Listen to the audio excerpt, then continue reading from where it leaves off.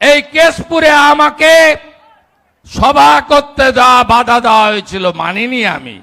মাননীয় এসপি, ওই মামলাটা আপনি বের করবেন। কেশপুরে সত্যি ঘটনা বলবো, হঠাৎ শুভেন্দুকে পাচ্ছি না।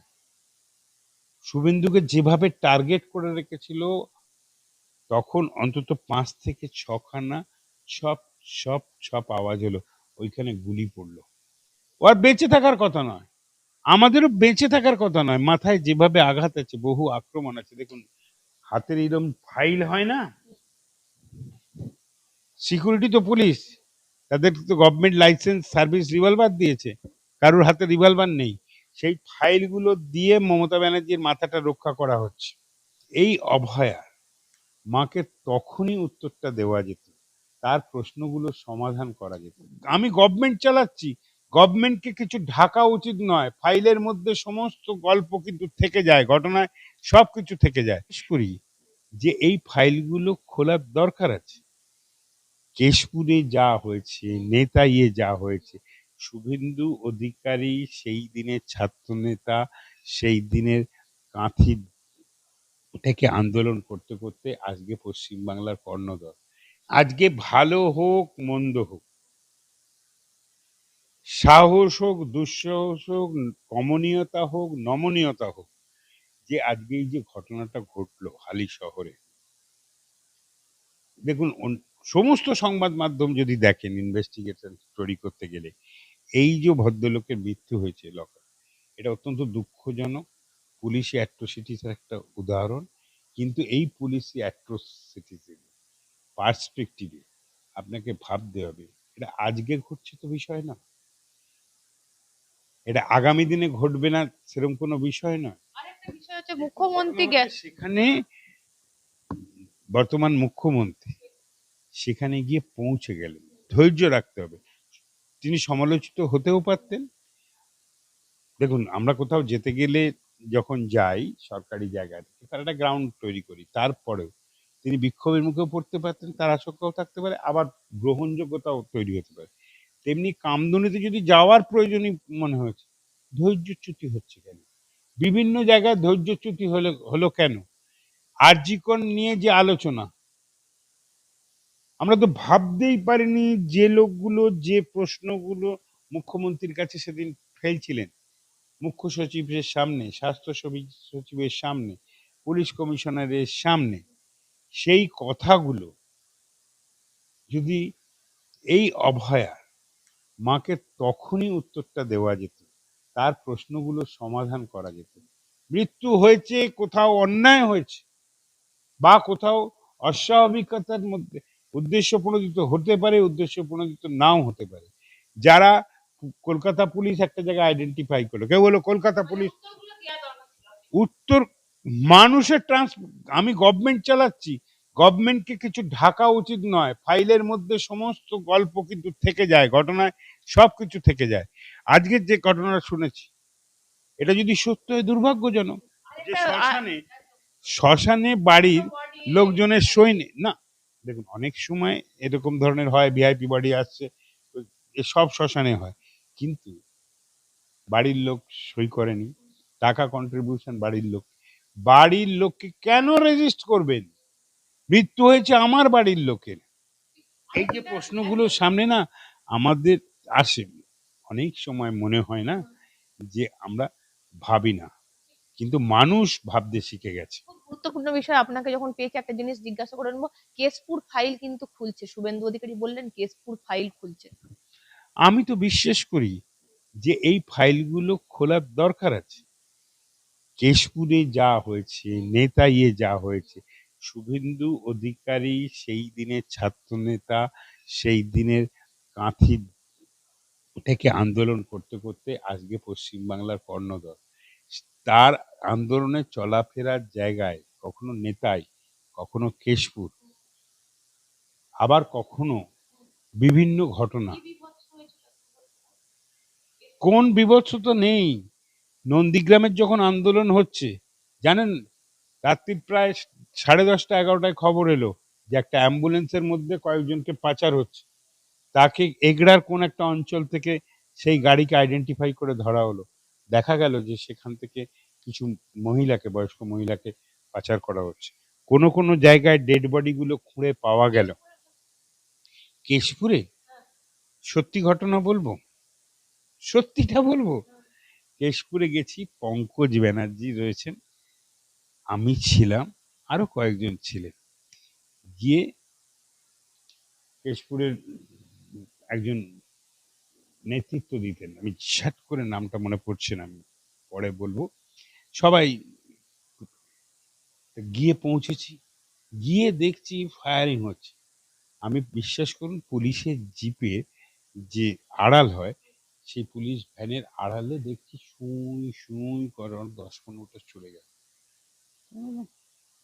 ব্যাপারটা কি? এবং প্র্যাকটিক্যালি চারদিক থেকে ঘুরে গেল। আমি সেই মুহূর্তে একজন, তখনকার একটা ইলেকট্রনিক মিডিয়া ছিল, এখনো আছে, যেটা আজকে নিউজ 18 বাংলা হয়েছে, সেটা হলো ইটিভি। সে কিন্তু গড়িয়ে গড়িয়ে গড়িয়ে গড়িয়ে গড়িয়ে গড়িয়ে না একটা বড় অংশ যেদিক থেকে গড়িয়ে আসছিল সেখানে পৌঁছে গেছে। এসে আমাকে বলছে, শোভনদা একটা কথা বলবো? আমি বলুন। বলছি যে এই যে গন্ডগোলটা হচ্ছে না, এখানে 5 জনকে আটক করে রাখা হয়েছে, একে ছেড়ে দিতে বলুন। মানে বলছে রিটালিয়েশন হচ্ছে। কোনো আমার দলীয় কর্মী খবর দেয়নি, কোনো জায়গা থেকে। সঙ্গে সঙ্গে আপনারাও কিন্তু বড় সোর্স, শুধুমাত্র দেখানোর নয়, ইনফরমেশনের। সঙ্গে সঙ্গে সেইখান থেকে যখন সলিউশন করলো, না এই জিনিস হয় না, পঙ্কজদা ইন্টারফেয়ার করলো, কেশপুর সেদিনকার মতন শান্ত হয়ে গেল। কেশপুরের মধ্যে ফাইল খুললে কে ধরা পড়তে পারে আপনার মনে হয়? এই যে কে শুভেন্দু ধরা পড়বে না, নন্দরানীর দল থেকে শুরু করে, আর কে রাক্ষস, কে হবে ডল হবে না, মানে কি হবে, ডন হবে, আমি জানি না। ফাইল খোলা উচিত, অ্যাবসলিউটলি, হ্যাঁ একদম, নেতাই খোলা উচিত, কেশপুর খোলা উচিত, তার নন্দীগ্রাম ফাইল খোলা উচিত। আমি বলছি যে এগুলো, ঘটনাগুলো মানুষের সামনে পরিষ্কার হওয়া উচিত। মাথা মাথা ধরা, দেখুন মাথা ধরতে কেন হেজিটেন্ট হবে? যেটা মানে যেগুলো না খোলা দিনের মতন পরিষ্কার, সেগুলো মানুষ যখন চায় তাদের কাছে পৌঁছয় না। আপনি বলুন না, চণ্ডীপুরে 14ই মার্চ ঘটনা ঘটে যাওয়ার পর, সেদিন রাত্রিরে যখন মমতা ব্যানার্জি যাওয়ার চেষ্টা করেছিলেন, কিভাবে চণ্ডীপুর থেকে বেড়াবেড়ি রেয়াপাড়ায় কিভাবে আটকানো হয়েছিল। সেদিন তো আমাদের আন্দোলনের সাথী তো শুভেন্দু অধিকারী যেমন ছিলেন, শিশিরদা ছিলেন, দিব্যেন্দু ছিলেন, সামগ্রিকভাবে আজকের এই শিউলি সাহার মাও কিন্তু পঞ্চায়েত সমিতির সভাপতি ছিল।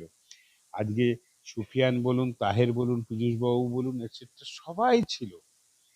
আপনাদের বুঝতে হবে, পরের দিন যখন আমরা পৌঁছেছি, আমরা কিন্তু কোলাঘাট থার্মাল পাওয়ার ইউনিটের গেস্ট হাউস থেকে বেরিয়ে সোজা আমরা পৌঁছবার জায়গায় যেতে পারিনি, নন্দকুমার হয়ে যেতে পারিনি, তখন পাঁশকুড়া যেতে হয়েছিল। সেখানে জায়দুলকে পাওয়া হয়েছে, 3টে মোটর বাইক সেট করেছে, আনিসুরের মোটর বাইকে মমতা ব্যানার্জি উঠেছে, আর একটা মোটর বাইকে আমি পেছনে উঠেছিলাম, আরো 3-4টে মোটর বাইকে উঠে ভেতর দিকে দিকে একটা রানীকুল নাকি একটা জায়গা দিয়ে উঠে যখন তমলুকের মোড়ে হাসপাতালের কাছে এসেছি, তখন একটা মিছিল এসে সিপিএম এর আমাদের আটকাবার চেষ্টা করে, কিন্তু তাদের ডিস্টেন্সটা আমাদের থেকে 50 মিটার দূরে ছিল বলে আমরা তমলুক হাসপাতালে পৌঁছতে পারি। পরবর্তী ক্ষেত্রে নন্দীগ্রাম, রাধারানী আড়ির বাড়ি যেদিন গেছলেন, বিশ্বাস করুন সেদিন তো শিশিরদা ছিলেন সঙ্গে, আমাদের দিব্যেন্দুও ছিলেন, কল্যাণ ব্যানার্জিও ছিলেন। কি হয়েছে পুলিশ ব্যবস্থা? পুলিশ কি প্রোটেকশন দেবে?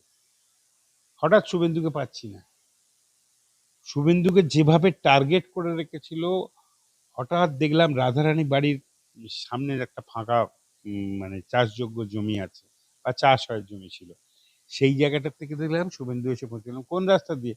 তো ও তো ওখানকার গলিতে ঘুপচিতে ন্যাচারালি কাঁথির থেকে ওই জায়গাটার থেকে ওদেরকে খেজুরি টেজুরি সমস্ত দিকটা ওরা যতটা ভালো চিনবে, আমি বেহালার গলি যতটা চিনবো, সেখানে তো অন্য কেউ এসে বাইরে চিনবে না। পৌঁছলো, কি দেখেছিলেন সেদিন দৃশ্যটা? রাধারানী আরই ধর্ষিতা হয়েছে বলে অভিযোগ, তার বাড়িতে দেখতে গেছেন বিরোধী দলনেত্রী। বিশ্বাস করুন, হাতের এরকম ফাইল হয় না, সিকিউরিটি তো পুলিশ, তাদের তো গভর্নমেন্ট লাইসেন্স সার্ভিস রিভলভার দিয়েছে, কারোর হাতে রিভলভার নেই, সেই ফাইলগুলো দিয়ে মমতা ব্যানার্জির মাথাটা রক্ষা করা হচ্ছে। আর জেলার এসি, এই যাও তোমরা যাও যাও, মাত্র 15 থেকে 20 জন কি 30 জন মহিলা, 2-3-4 জন পুরুষকে একজন এসপি 200 পুলিশ নিয়ে সেটাকে রেজিস্ট করে প্রোটেক্ট করতে পারছে না। এই আক্রমণ হচ্ছে। গিয়ে এসে যখন তেখালি ব্রিজের কাছে দাঁড়ালাম, তখন অন্তত 5 থেকে 6 খানা ছপ ছপ ছপ আওয়াজ হলো, ওইখানে গুলি পড়লো। কেন? ভরত মণ্ডল কিভাবে খুন হয়েছে, কেন 14 জন খুন হয়েছে 14ই মার্চ, অনেক মহিলার উপর কি অত্যাচার হয়েছে নন্দীগ্রাম হাসপাতালে, একবার নয় বারবার। আজকের মুখ্যমন্ত্রী, তখনকার বিরোধী নেত্রী, পরবর্তী ক্ষেত্রে মুখ্যমন্ত্রী, সবাই দেখেছেন, পরিলক্ষিত হয়েছে। এগুলো ইনকোয়ারি করে সত্যিটা সামনে আসুক। আজকে দেখবেন শুভেন্দু অধিকারীর রাজনৈতিক পরিক্রমার মধ্যে দেখবেন অনেক জিনিস সহ্য করতে পারে, একটা জিনিস সহ্য করতে পারে না, যে কোনো ক্ষেত্রেই ওই শেঠেদের ও ইনক্লুশন অব দি ও সেম পার্টি চায় না প্রতিবাদ, কারণ ও ভুক্তভোগী, ও আর বেঁচে থাকার কথা নয়, আমাদেরও বেঁচে থাকার কথা নয়। মাথায় যেভাবে আঘাত আছে, বহু আক্রমণ আছে, দেখুন আমাদের শুভেন্দু অধিকারীরও বেঁচে থাকার কথা ছিল না। না, জীবনের আশঙ্কাটা নিয়েই প্রত্যেকে, কিন্তু যে সমাজটাকে আমরা গড়তে চলেছি সেই সমাজটাকে না আমরা মানে সত্যিকারের তৈরি করতে পারিনি। যদি চেষ্টা করছে, দেখুন সবে 3 মাস হয়েছে, এখন ভুল যে বাড়িতে বসতে হবে না, rolling stone gathers no moss, একজন কাজ করতে গেলে ভুল হবে, ভুল শোধরাতে শোধরাতে এগোবে, কিন্তু সত্যি কথাটা কি পশ্চিম বাংলাটাকে এগোনোর জন্য কি দরকার নেই? পশ্চিম বাংলা ডুবছে কবে থেকে? পশ্চিম বাংলা ডুবছে কবে থেকে? 1967 সাল নকশাল আন্দোলন এলো, আজও নকশালাইজ মুভমেন্ট বিভিন্ন অন্ধ্রপ্রদেশে ভারতবর্ষের হোম মিনিস্টার ক্লিয়ার করবার চেষ্টা করছে। এটা একটা অন্য ধরনের বিষয়।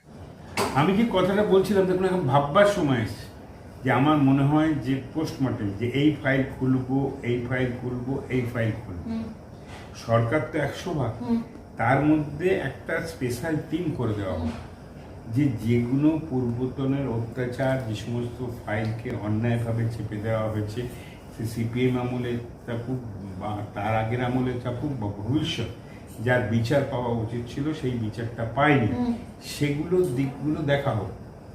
দুর্নীতির দিক যদি কোথাও থেকে থাকে সেগুলোকে দেখা হোক, কিন্তু total concentration of the government এই শুধু করাপশন খুঁজে সময় ব্যয় করলে চলবে না। 80% সময় কাজ করতে হবে, মানে কি ডেভেলপমেন্ট ইন্ডাস্ট্রিকে প্রকিউর করতে হবে, সেই স্মল স্কেল ইন্ডাস্ট্রিকে নিয়ে আসতে হবে, হেভি ইন্ডাস্ট্রিকে নিয়ে আসতে হবে, আইটি ইন্ডাস্ট্রিকে নিয়ে আসতে হবে, বিভিন্ন রেশন বন্টন ব্যবস্থায়, শিক্ষা ব্যবস্থায় কনসেন্ট্রেট করে দেখতে হবে যে প্রপারলি স্কুলে ছাত্র আছে, শিক্ষক নেই, শিক্ষক বারবার বেশি আছে, ছাত্রের সংখ্যাই নেই, এগুলোকে ঠিক করতে। এই যে বড় বড় বিল্ডিং দাঁড়িয়ে রয়েছে, পর পর করে আবেগের মাথায় কোনো কথা বললে সরকার ছুটতে পারে না। পৌরসভাগুলো আজকে মুক্ত হয়ে পড়েছে, পঞ্চায়েতি ব্যবস্থায় কোনো ট্রান্সপারেন্সি রেখে প্রপারলি যদি অ্যাকশন প্রসেস হয়, মানে শুধু পুলিশের হাতে দায়িত্ব দিলে চলবে না, আইএসআই হাতে দায়িত্ব দিলে চলবে না, আইপিএসের হাতে দায়িত্ব দিলে চলবে না, বুঝতে হবে এগুলো সবার মাথায় থাকে, রাজনীতি পরীক্ষিত শক্তি মানুষরা, তাকেই কাজ করতে হবে। এবং এই পশ্চিম বাংলার সরকারে আমি মনে করি পরীক্ষিত, এক্সপিরিয়েন্স, অভিজ্ঞতা সম্পন্ন ব্যক্তি মুখ্যমন্ত্রী। নিজে মুখ্যমন্ত্রীত্বের দায়িত্ব রেখেছে, পরস্পরের মধ্যে সেই জায়গায় সেই ইমপ্লিমেন্টেশন মানুষের আশা অনেক। আজ থেকে 15 বছর আগেও কি আশা ছিল সেটাও শুধু অবহিত, আর আজকেও মুখ্যমন্ত্রী হিসেবে কি আশা রাখছে সেটা সম্বন্ধে অবহিত। সেই অনুযায়ী ইমপ্লিমেন্ট হোক, এটাই আমরা আশা করি।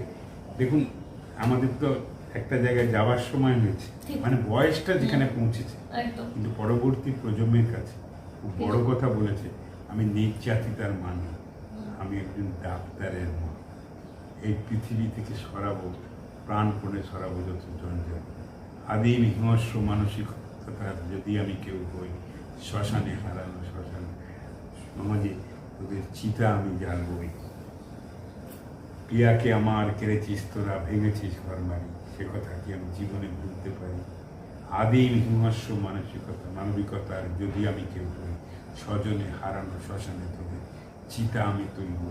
মাত্র জানলার কোট থেকে টিভির রোগে আক্রান্ত মানুষের যে স্বপ্ন, যে সুকান্ত ভট্টাচার্য ছিল, তিনি শুধু বুদ্ধদেব ভট্টাচার্যের কাকা নন, তিনি আমাদের সমাজের মধ্যে থেকে এসে ভবিষ্যতের দৃষ্টিভঙ্গিতে তার ভাবধারাকে প্রবাহিত করেছেন।